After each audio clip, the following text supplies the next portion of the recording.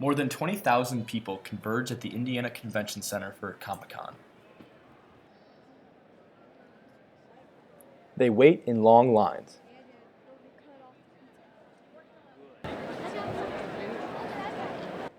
They embrace the noise. They fight the crowds.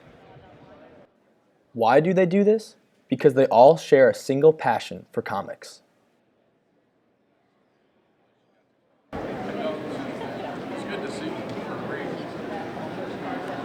So celebrity guests, we wanted to have a good selection. Comic book artists, since this is a comic book convention, we really wanted to be sure to have as much talent there as possible. Before the lines, before the noise, before the crowds, there was planning.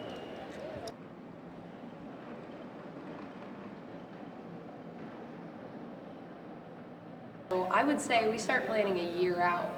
Things really start to heat up. Probably about 5 months out from the con. We're constantly trying to book celebrity talent and comic book artists. This is the second Comic-Con in Indianapolis.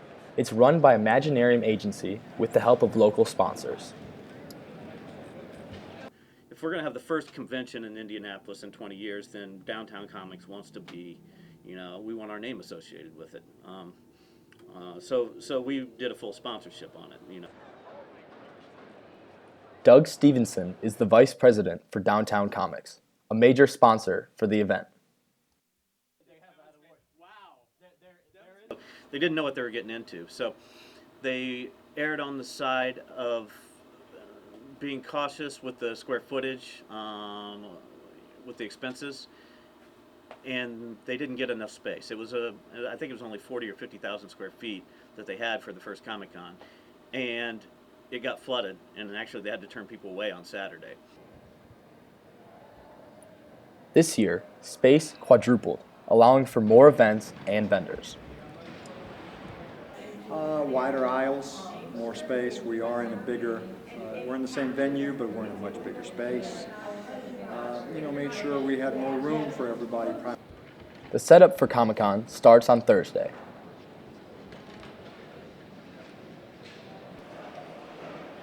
The vendors and the employees of Imaginarium Agency will constantly work to create the best look for the convention.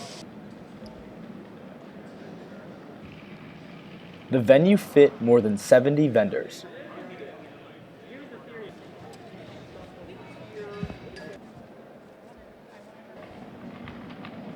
Well, we do want to make sure that everything that they're selling is obviously appropriate and a little bit relevant to the convention.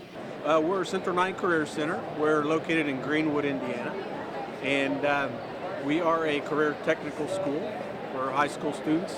The company is Cobalt Pulsar. Our main product right here is Dodeca System. It's our gaming system that we've created ourselves.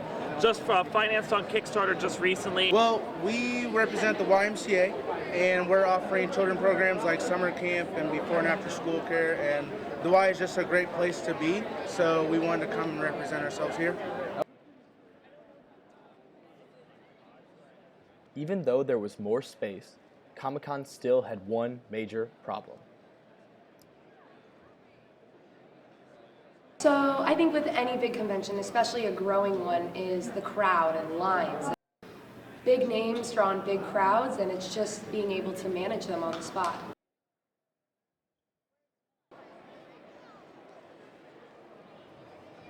Waiting is a small issue. They remain positive and focus on why they are there.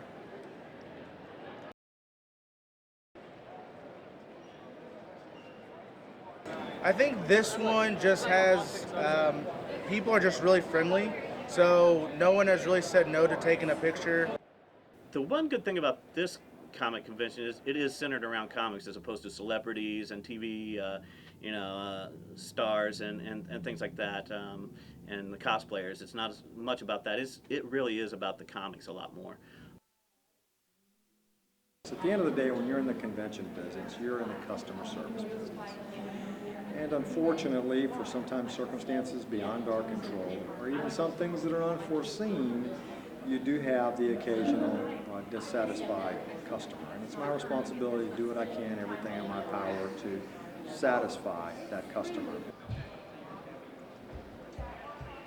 comics are the focus of the event, but attendees participate in costume contests, ask questions of panelists, and meet celebrities. It definitely lives up to the hype. I'm ready to see like really big people that have been in some like cool TV shows. Since last year, other comic book conventions have come to Indy. Comic-Con, I'd say 9 out of 10. They're probably just below that range. So I think that, and this is my opinion, but each show kind of comes in at a different angle. So Gen Con obviously has a very heavy emphasis on the gamer community. It's a gaming convention. Wizard World brought a lot of big celebrities, and I feel like that's what they focused on a lot. And Indiana Comic Con has just really tried to bring balance to all the different factors.